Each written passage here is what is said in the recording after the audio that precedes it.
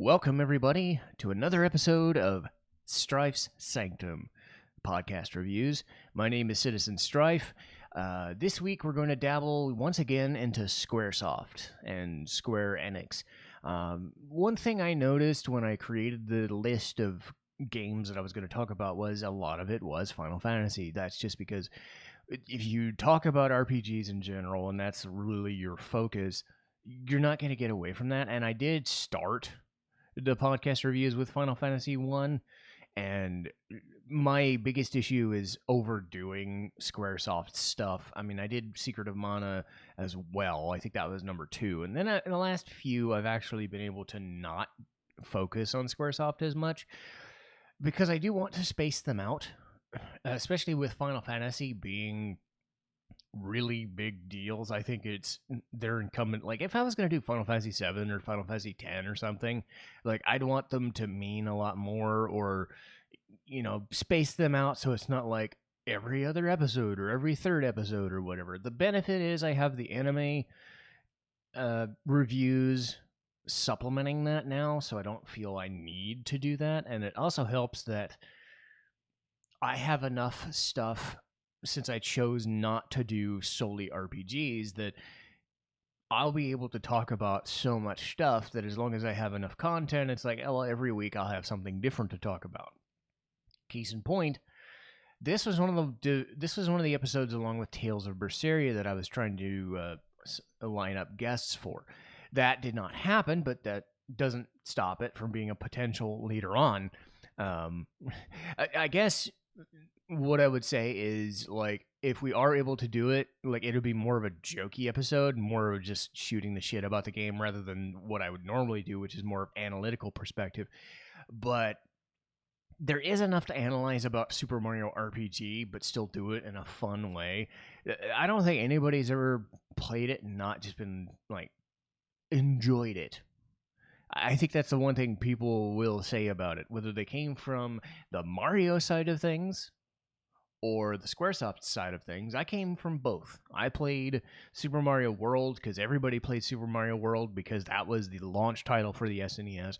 I mean, I played Mario 1, 2, and 3, sure, but Super Mario World was always my thing. I played Super Mario 2 World 2 Yoshi's Island as well. I forget if that came out before that. It came out around the same time. 1995, 1996, very late in Squaresoft and Super Nintendo's thing. But this was when Squaresoft and Nintendo were actually buddies. The story is kind of funny, and I'll talk about it now because that'll get into Final Fantasy VII's history and how they developed it. So way back, Squaresoft was, well known as the Final Fantasy guys by then. They'd had Final Fantasy 1, 2, 3, 4, 5 on the Nintendo systems. They made Super Mario RPG right after Final Fantasy 6. You can see where my head is at. So Final Fantasy 6 came out, and of course that's one of my favorite games. So imagine my surprise when they get tapped to do, hey, let's do an RPG, but let's do it with Mario characters. And let's make it almost like pseudo 3D kind of thing. So, yeah, that's an interesting crossover. This is like long before Kingdom Hearts was even a thing. Final Fantasy and Disney characters kind of thing. That was like 5 or 6 years down the road. So this is the first time something like this, I think, would have happened, at least on such a large scale. And to know that it's been a success and been something that stood the test of time is kind of amazing. Because then you remember that the PlayStation came out at that time. God, I feel old. So the PlayStation comes out the year, I believe, before this even came out. This was one of the last games for the Super Nintendo, 1995, 1996, around there. Squaresoft wanted to make Final Fantasy VII for the Nintendo 64. They found out that because they had all those cutscenes and they wanted to do all the crazy things, that even they couldn't fit their stuff on it. So Nintendo wasn't super fond of it. Final Fantasy decided, nope, we're just going to go with Sony instead. And then, whoops. So they had bad blood for a while. They stopped since. I don't think Squaresoft really does as much with Nintendo because Nintendo does what Nintendo does. Final Fantasy tends to be like PlayStation and Xbox, but you'll get the Switch lineup of like Bravely Default now, or Octopath Traveler, or that new Triangle strategy game, stuff like that. But for that good 10 to 15 year period, there was just no interaction because of this gulf. So Super Mario RPG also ends up being this like touchstone of, this is back when Squaresoft used to be like can't miss. Like I say stuff bad about like Final Fantasy VIII, but even then it's like still enjoyable. Other than that, and other than like Chrono Cross being fun but meh, like Final Fantasy couldn't fail. Squaresoft couldn't fail for those like 5 or 10 years where they were just pumping out RPGs, and a lot of them on Nintendo systems. So then you tell us, hey, we're gonna have a Mario-based RPG. What are they even gonna do? What they ended up doing was creating the Mario RPGs, the Paper Mario RPGs. Paper Mario ended up being different because they weren't based on Square, they were based on Nintendo, but Final Fantasy leaves to do its own thing. Squaresoft leaves to do its own thing for Sony. People in Nintendo decided to make their own RPGs, and for better or for worse, the Paper Mario franchise has been pretty good. I haven't played a whole bunch, but I've watched a lot of them. People swear by Thousand Year Door. I played that one for sure. I played Super Paper Mario, but I haven't played a whole bunch, so I can't really say whether they're better or worse. But a lot of people are like, it still has that spirit of what Super Mario RPG did. And then, of course, they would do the Mario and Luigi RPGs too, which is like, so you still have this Mario IP that is literally untouchable at this point. I don't think it has the cachet of, oh my god, this is super fucking great like Zelda does. But Mario is untouchable. He is basically Jesus in video game form, pretty much. You can't like say bad things. You can't say that. It's just like, it's Mario. It's always going to be there. It's always going to work. It's always going to be either like 2D fun or 3D fun, and it just works. So you cross over these things, and then you've realized that Super Mario RPG was even better than the sum of its parts, which is kind of crazy to think about. So when we get into that, we have to talk about how does Square make a plot line? Because Mario games to that point had just been Bowser kidnaps Peach. And I will use Peach even though in Super Mario RPG she's called Toadstool. I will call her Peach because that's just what is canon now. So Bowser kidnaps Peach and Mario and Luigi end up saving her. How do you build a story around that? Well, what they decided to do was this crazy fuck off sword from the sky comes in and just plunges itself right into Bowser's Keep, right as Mario and Bowser are fighting, because of course they are. And Mario gets thrown away. Peach and Bowser get thrown off elsewhere, and that sword is just there. It stands there. It's menacing. It's a sword with a face on it, a face like a dog. I don't know why, but it does.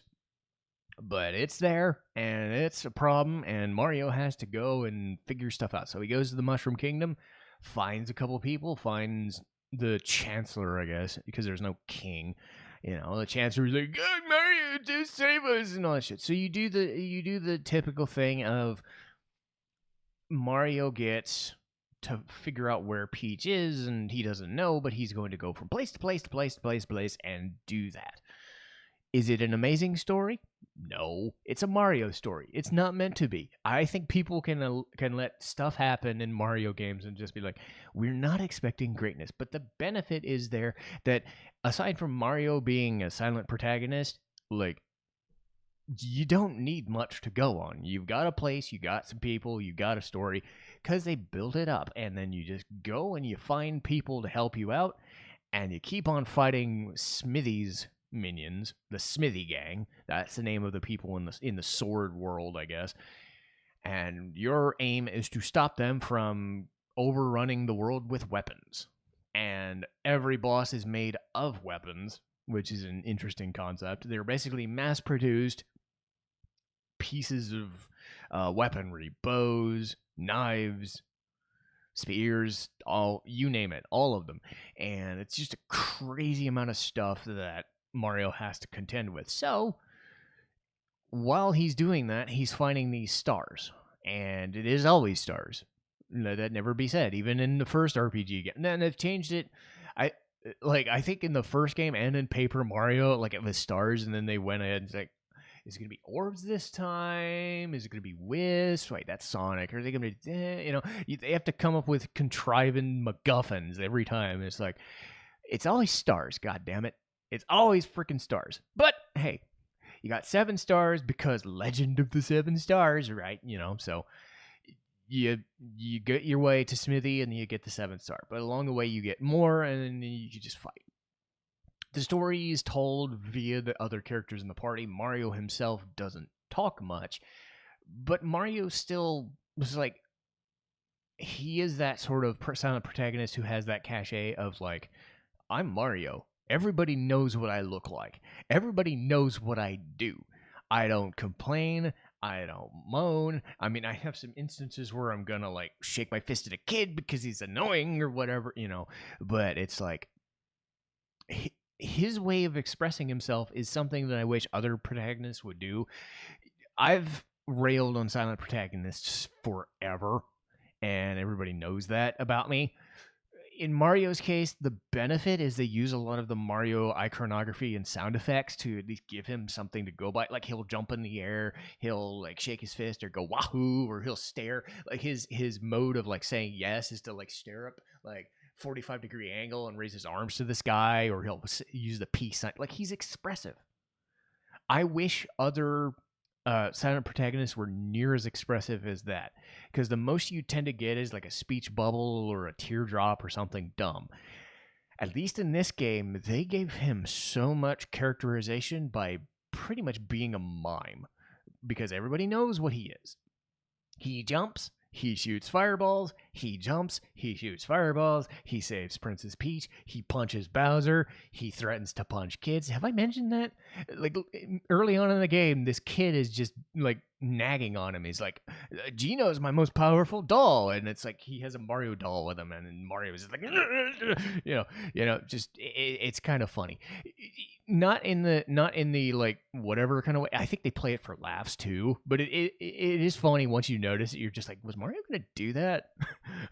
but again, they get references to like Bruce Lee in this. It's so stupid, but it's so funny because it gives Mario like that old school, like, I know what I am, people know what I am, let's just enjoy ourselves kind of thing. And as stated, Mario is the well-rounded, I kick everybody's ass. I'm good at defending, I'm good at attacking, I'm good at, throwing fireballs at people, I'm good at jumping, and you're not going to go wrong with me because I'm always in the party, so, just enjoy it. Which kind of sucks because we got to talk about Mallow next. Oh, boy. Hi, I'm Mallow, and I hate myself because I'm kind of squirrely. Ugh. So Mallow is a tadpole, but he's obviously not a tadpole. I'll level with you again. Like, I don't think Mallow is that great.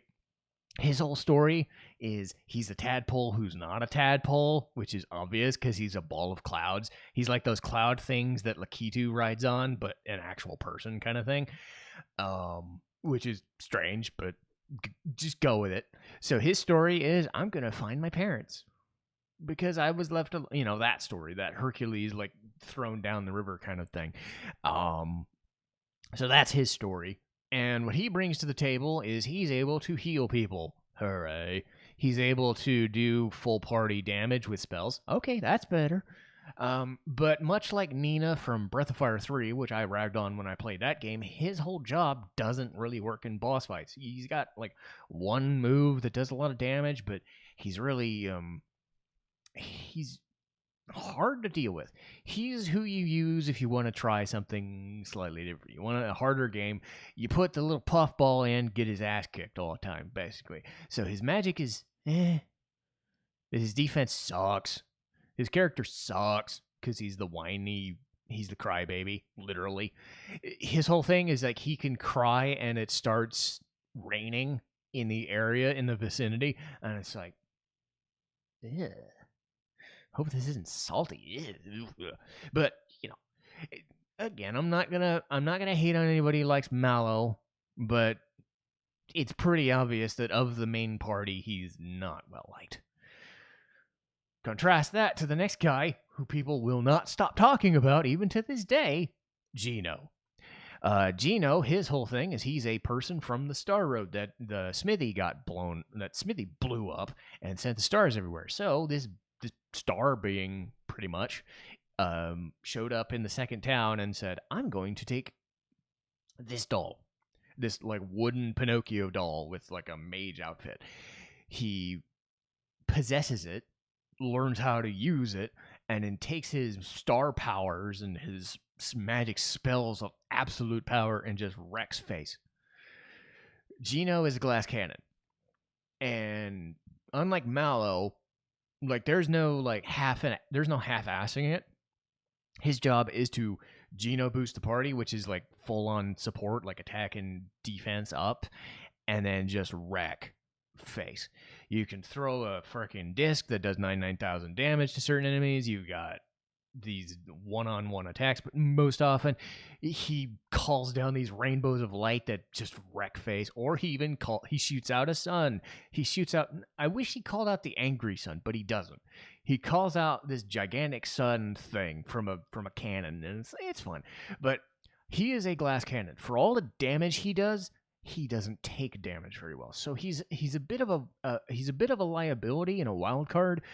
But compared to Mallow, he is night and day. So he's way more powerful, he's way stronger, and he's pretty much good at all attack phases. He's good at attack too. Not as good as the next guy that we'll talk about, but for all the hype that Gino gets about the whole Super Smash Bros. Thing, I think it has to do with the fact that he's just not a character that Nintendo can use too much, because he is technically both a Nintendo property and a Squaresoft property. He's been used a couple of times. There's this weird online petition thing on like every forum ever that says put Gino in Smash. I don't do Smash, so I don't know. I don't care. What I will say is, as his character goes, he's the I'm going to save the world guy, and that's it. I think people care more about his moveset. Because, yeah, I'm sure in, a fighting game instance, calling giant fucking rainbow lasers is a good idea. So I can see why, to this day, 25 years later, it still persists. Gino's good. He's better than Mallow, which is saying a lot.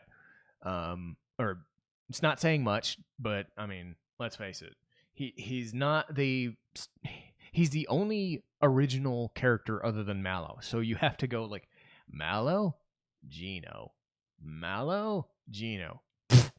9 times out of 10, you're gonna pick Gino, and you're only gonna pick Mallow if you want a harder difficulty, I guess, because every person in the world is playing a Super Mario RPG, thinking, well, do I get to play as Bowser?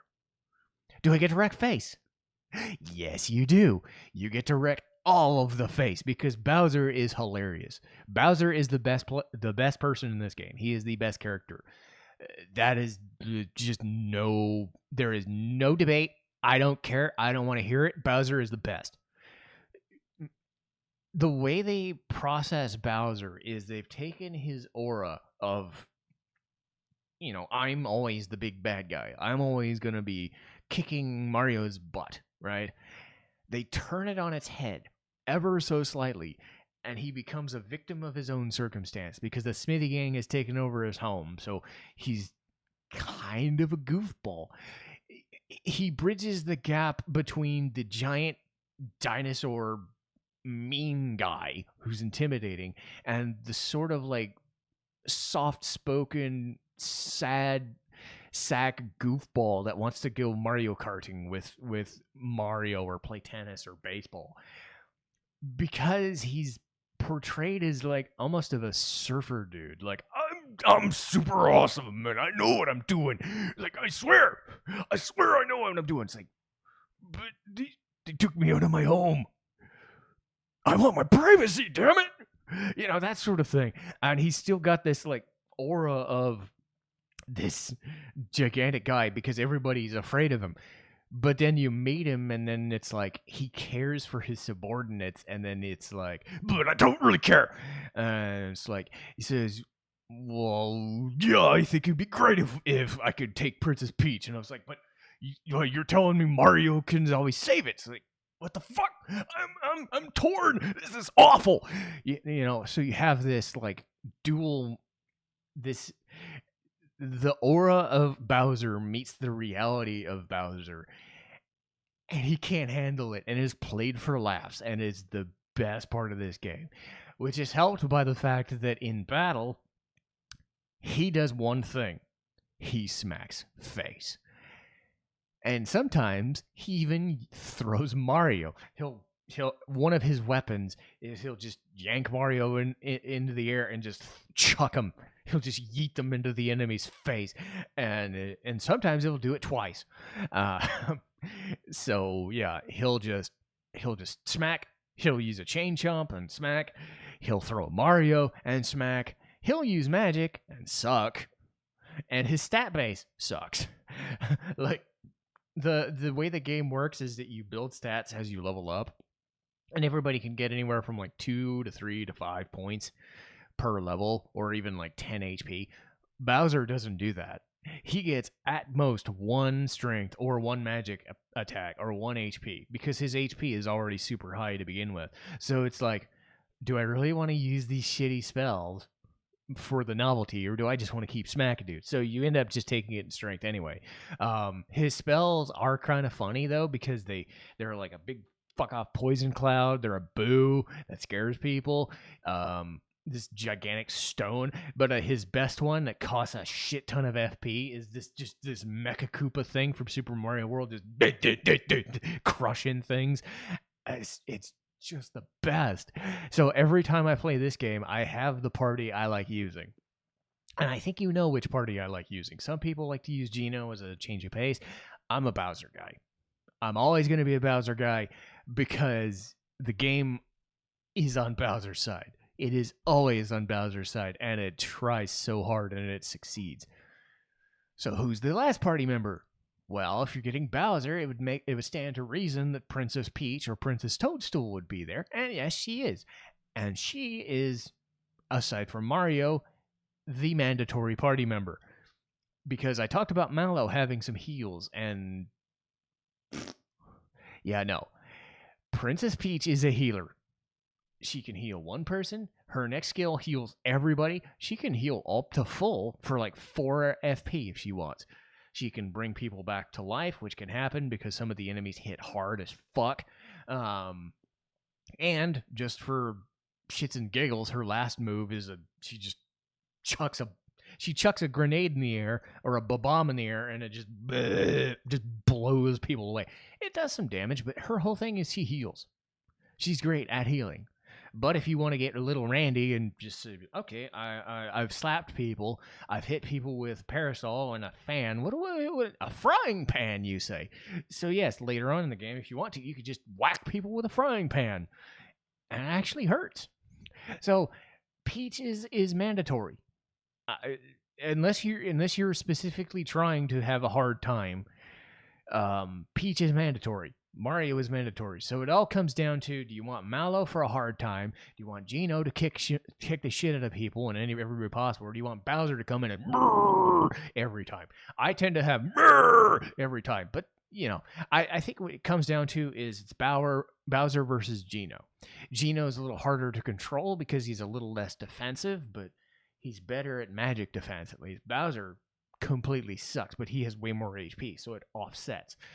But those are your 5 characters, and they do their thing in a battle system that really helps the RPG the turn-based RPG style quite a bit because it makes it a little bit of an engagement every single battle in the form of timed hits. So in a turn-based battle system, you take your turn, you do your move, and you wait for the enemy to attack you or you attack them. As you attack an enemy, if you hit the right button at the right time, you can do more damage or you can heal more HP. Or if the enemy hits you, you can put your arms up or you can block and either take some damage or no damage. So it adds a dynamic element to the game where you're always in a fight and you don't have to press X to win because you actually, they're easy. I'm not going to lie. This game is super easy, especially if you get some of the end-game weapons, but you're always asked to be engaged with it. You're always asked to do something, whether it's defending or attacking. And, most spells and stuff, I don't think you need to worry about that. They auto-trigger, so they're not going to be defended, but sometimes they are. So you have to be aware of what the enemy's doing, how the animation is, and when you hit the move, because that's going to save more damage. That's going to do more damage, or that's going to save you some HP in the long run. So it helps. The other cool thing with the equipment is everybody gets like 3 or 4 different types of weapons. So like I said, Mario gets his punches. He gets to kick a shell at people. He gets to use hammers. So you can just bonk people with hammers, but he can also use his fire spells or jump attacks. Which I'll get into later because they're their own separate thing. Mallow gets his weak ass like I'm a cloud, but I can punch you with my clouds, or I can hit you with some symbols like that sound effect sonic wave kind of thing. Gino uses weapons in like his arms. He'll shoot his arms out at people. Bowser, like I said, just yeets Mario's into people, and then Peach will just whack people with frying pans. So every different weapon type, as you level up, you get 3 or 4 different animations depending on the weapon that you get at that time. It's a standard progression still, and unless it's like really specific, like 1 or 2 instances in the game, you're never going to be like, oh, which weapon's better? Doesn't matter. It's going to have higher stats. So the instance where it does change is when you get the lazy shell equipment. You can get a lazy shell armor and a lazy shell weapon. Lazy shell weapon, big freaking shell. Mario kicks it, does insane damage, bar none. The lazy shell takes away all of your attack power in lieu of giving you endless defense. There's also a special equipment called, I believe it's the super suit, which is Mario's variation of it, so even better than the lazy shell without that issue of taking his attack power down. But if you take on that lazy shell, you're never going to take damage. So you have to go through a lot of rigmarole to find it, but you also don't die because of it. So you give that to Peach and it's like, oh, game's over. I'm good. As long as you have enough to heal them, you're good. The one thing I will say, and this, I think they balanced it well, but I also don't know if I like this system, is the FP system. In most games, everybody has their own pool of spells, whether it's a D&D style like spell slot system, like in Final Fantasy 1 or 3, or MP, which is what most people use. MP, AP, SP, that kind of thing. In this game, it's party-wide. The enemies have their own FP system, which ends up being kind of funny because they can run out. Even some of the higher-end bosses can run out of their FP if you wait long enough. But the party itself has full-on FP. And if Mario's too busy using his ultra jumps, then that takes like 15 or 20 AP or FP from Peach, who needs to heal for 4. She can heal the party for 4 FP, which is a bit nuts, So they balanced it, and yet they didn't balance it because Peach can pretty much run on auto heal every single turn if she needs to. But if you want to chuck a bomb at an enemy and you feel like it, sure. I'd say if you have Gino in the party, or if you're really good at the jumping techniques, you're going to use those higher end spells to clear mobs. Mallow's the same way. He's a mob killing machine. But they balance it in the sense that you only get about 60 to 70 FP per game, and it will run out pretty quickly. So you have to use flower boxes, flower jars, flower points, that sort of thing. The one thing I will give Mallow credit for is this thing called Psychopath, which not only reveals enemy HP like a scan spell, it will also reveal these inner thoughts of characters, bosses. I don't know any of them off the top of my head, but the stuff that the English translators got away with saying in this is like, I'm a water baby, or it's like, I'm coming for you, and stuff like it's some of it gets really stupid. Like some of it doesn't even matter. Like one of the bosses is like, my promotion's at stake, and it's like, it's meant for comic relief. But if you go ahead and like scan every single person, you get these like weird talking points. So that's the one reason you would use Mallow, is to figure out how much HP an enemy has, and then the problem is you can't switch him out. So it is something you want to look up just for the hilarity of it. But other than that, I don't know if Mallow's all that special. But let's get to the jump techniques, shall we? Jumping is fun. Mario's jumps come in 3 flavors. You've got jump, super jump, and ultra jump. So the way jump works is it's one jump, and it has its own separate counter. I think jump is called an element in this game, but I don't know how that would work. Maybe it's blunt. I don't know. But jump is considered its own element. But jump, as a move, you do it, and it will constantly tick up damage. And in a game where they don't do the thousands and tens of thousands of HP numbers, they only do the smaller numbers, every one little tick can add up. So if you use the jump command a lot, near the end of the game, that thing can do upwards of like 200 to 300 damage for like 3 FP, which is nothing. And it will keep increasing depending on how often you use it.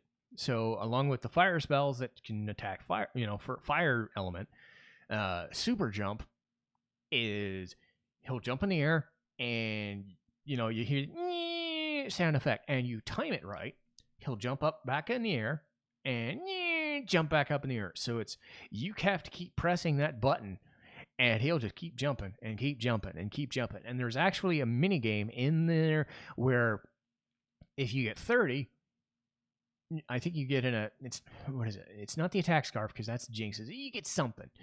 You get something special. It could be the attack scarf. I think Jinx Belt is its own thing. I'm going to say attack scarf. I could be wrong.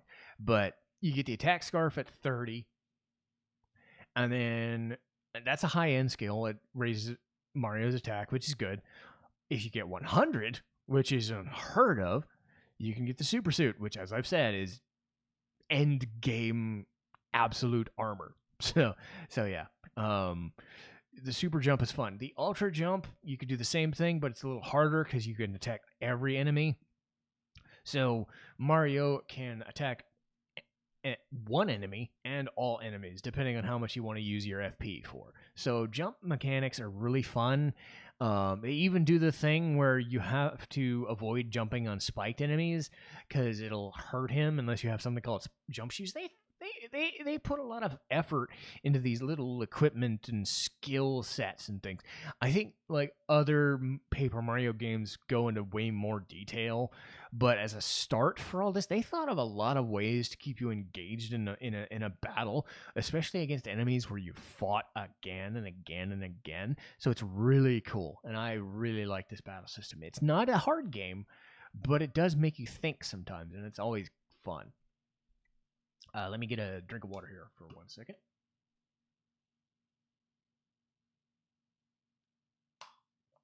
There we go. So the music in this game is really good, and it is some of the weirder ones you'd ever hear. Most like RPGs, you get that like sweeping orchestral score, and like, this is the serious moment. This is the you're on an adventure moment. This is a whimsical tale of fun. You still get your good songs here and there, but they mixed a lot of NES and SNES Mario stuff with this like really bouncy, like I don't know what you call it, reggae, like just popish kind of like island pop. It sounds like a Mario game would sound in an RPG setting, and you can thank the composer Yoko Shimomura for that. Shimomura was a high-end composer and still is to this day. I think this was her first major game that she did, but she went on to do stuff like Legend of Mana, Kingdom Hearts, and Final Fantasy 15. So she knows what she's doing, and this is so vastly different from something like this. Legend of Mana is like a storybook and an adventure come to life. It's like this weird, sweeping, vast score, sort of mysterious, sort of fun, sort of whimsical and dance and fanciful. This is just her just having some fun with some like beeps and boops, but still making something work. Sorry, my voice is starting to crack a little bit. But again, she does put in a lot of nods to NES past. You get the dungeon theme more than anything. At Mario's Pad, you get like a variation of some Mario themes. They even have this thing in Booster Tower, which I'll get to, where Mario turns into his NES self, and then they do the beep boop 8-bit version stylized into Super Mario RPG. So they throw all these little nods to Mario's past, but the music itself for the other areas is just as good. I think the song that everybody talks about is the Forest Maze. Second dungeon, pretty much second story dungeon, is a forest, and it's like Beware the Wild Mushrooms or something like that. I think that's what the name of it is.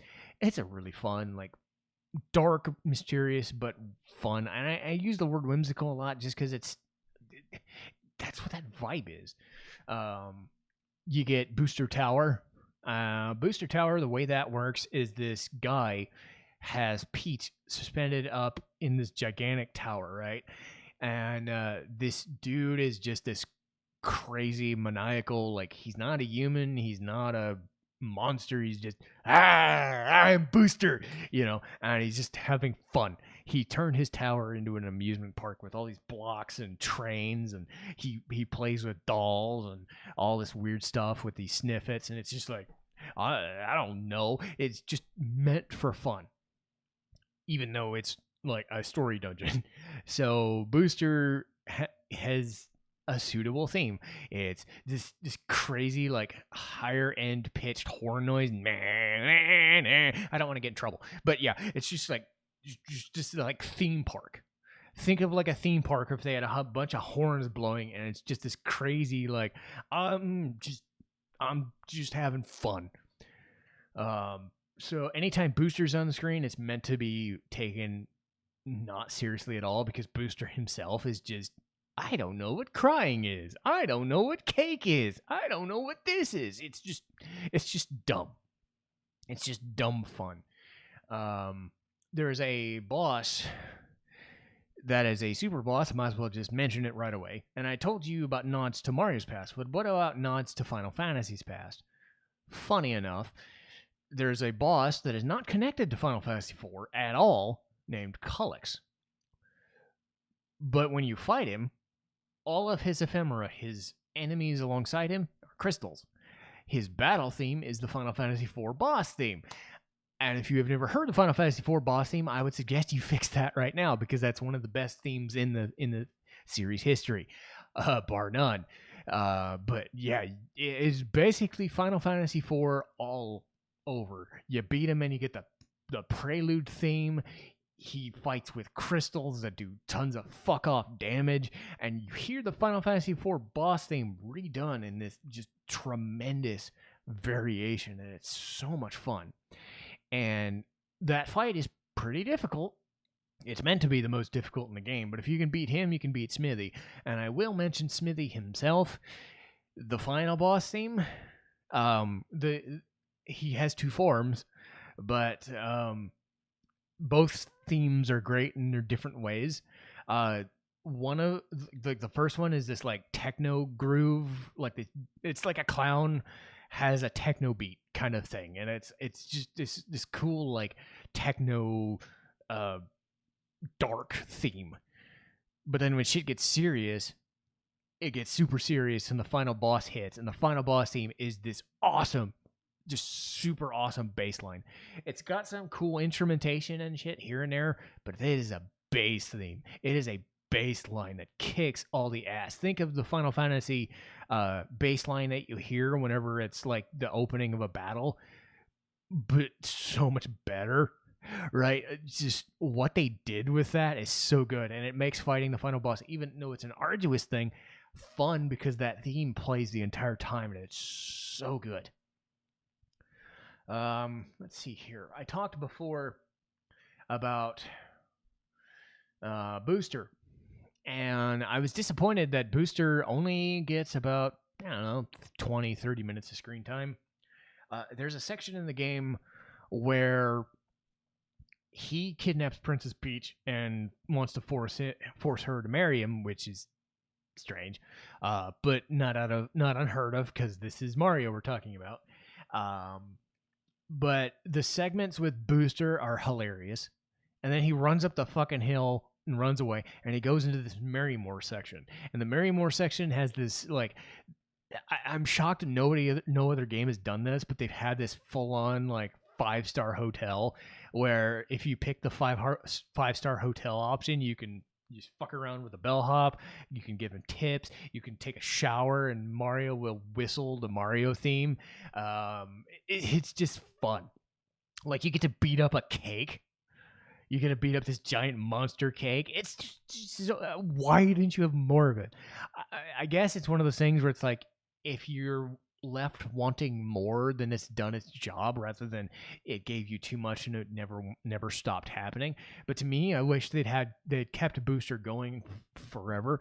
The most you get with Booster after that is some scenes with some other characters later on in the game, and it's kind of it's fine. But I wanted more Booster. Like you get a bunch of Bowser too, but man, Booster's so cool.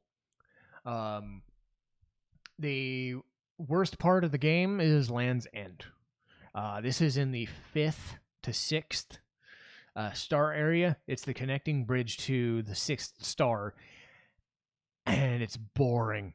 I'm not saying that they don't do a lot with it. I'm saying that it's endless.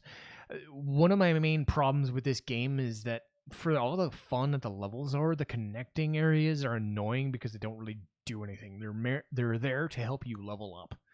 And I get the potential annoyance of shouldn't you have connecting areas? Like, shouldn't you, like, where does one place logically end and where does the other begin? I give Super Mario RPG credit for having connecting areas, but I believe it happens way too often.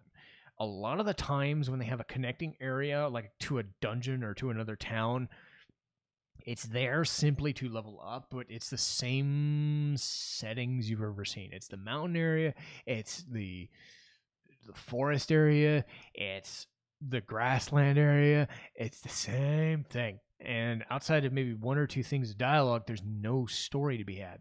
So then you get to Land's End, which story-wise makes sense because you're trying to go up into the clouds in the sky. Well, how do you get there? Cool.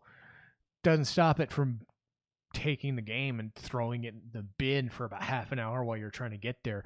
You have a cool boss fight in a separate part of it, and I will give them credit for at least making the areas, colored differently and acting differently, and it connects to Monstro Town, which is a cool small little village filled with monsters and stuff. But other than that, as a place, as its own dungeon, it's really annoying to get through. Excuse me.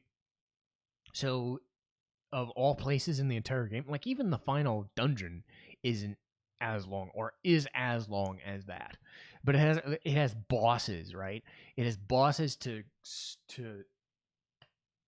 justify being this final dungeon. You're near the end. And Land's End, you're like, well, I just want to get to the 6th area. It makes you work for it, but it's still like when you're replaying it, it kind of gets you annoyed a little bit. And the last thing, Mallow, just as a person, he sucks. Like he's a crybaby, he's a whiner, he sucks in battle. He just sucks. I mean, I don't like him. I don't know anybody who does like him other than to feel sad for him that he's not as well regarded as Gino. But I mean, they designed him to be kind of half and half, like half healer, half mage, and it doesn't work because every character's better than he is. He's not the fun character to be around. He's the Tails to Mario's Sonic, right? And you know who would have been better? You know who would have been better? Luigi. They don't give you Luigi. They give you Yoshi to ride around on for a little bit. You get Yoshi to be in a battle here and there. Luigi's nowhere to be found. He shows up in the end of the game to conduct the fucking ending march parade. You're telling me Luigi couldn't have done that? You're telling me Luigi couldn't have been a jump guy and a heal guy or a mage or something? Like, yeah, it would step on Mario's toes a little bit, but it's also like, this is a Mario RPG, and it always seems like Luigi gets shit on, even in his own games. And it's like, why? Or you could have had Luigi in Mallow's place. Or you could have had a 6th party member and put Luigi in there. You know, make Luigi even more of a jack of all trades than Mario, but have some different spells or something. Maybe like ice or something, because ice is something that Mallow does. I mean, Mallow does heals, doesn't stop Peach from healing more. You know, that sort of thing. They could have found a way to justify Luigi being in the fucking game. That being said, I'm getting angry again. Sorry. But again, that's why I do the negatives first. I always do the negatives first because I like to coast to the positives, because the positives are very good. For all the annoyance of not having Luigi in the party, you get Bowser and you get Peach. What's not to love? I said before, Bowser is what carries this game. It carries the comedy, it carries the fun. He's played like a complete doofus.